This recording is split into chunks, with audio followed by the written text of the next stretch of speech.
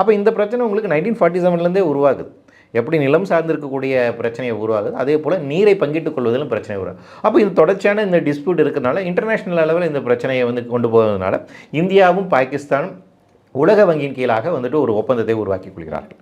அப்போ அந்த ஒப்பந்தம் தான் இண்டஸ் வாட்டர் ட்ரீட்டி அப்படிங்கிறது 1960 உருவாக்கப்பட்டப்போ அப்போது பிரதமராக இருந்த நெஹ்ரு அவர்களும் பாகிஸ்தானுடைய அப்போது அதிபராக இருந்த அயூப் கான் அவர்களும் இவங்க 2 பேர் சேர்ந்து அந்த ஒப்பந்தத்தை உருவாக்குறாங்க, கையெழுத்துறாங்க. இந்த ஒப்பந்தம் எதை பேசுதுன்னா எப்படி நீரை பங்கிட்டுக் கொள்வது, அந்த இண்டஸ் அப்படிங்கிற அந்த நதியோடு அதோடு சேர்ந்து ஜீலம் நதியாக இருக்கட்டும், செனாப் நதியாக இருக்கட்டும், ரவி, சட்லஜ், இந்த 5 விதமான நதிகள் இருக்குது.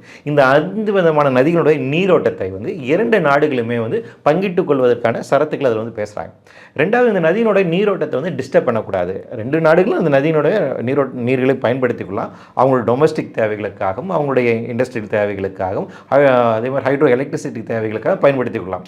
ஆனால் இதை தவிர்த்து இன்னொரு நாடுக்கு கிடைக்க வேண்டிய தண்ணியை தடுத்து நிறுத்தக்கூடாது, அதை எந்த டிஸ்டர்ப் பண்ணக்கூடாது அப்படிங்கிறத பேசிக்காக இதில் இருக்கக்கூடிய ஒரு கான்செப்ட். இப்போ இந்த ஒப்பந்தத்திலிருந்து தான் இந்தியா வித்ட்ரா பண்ணிக்கிறேன் அப்படின்னு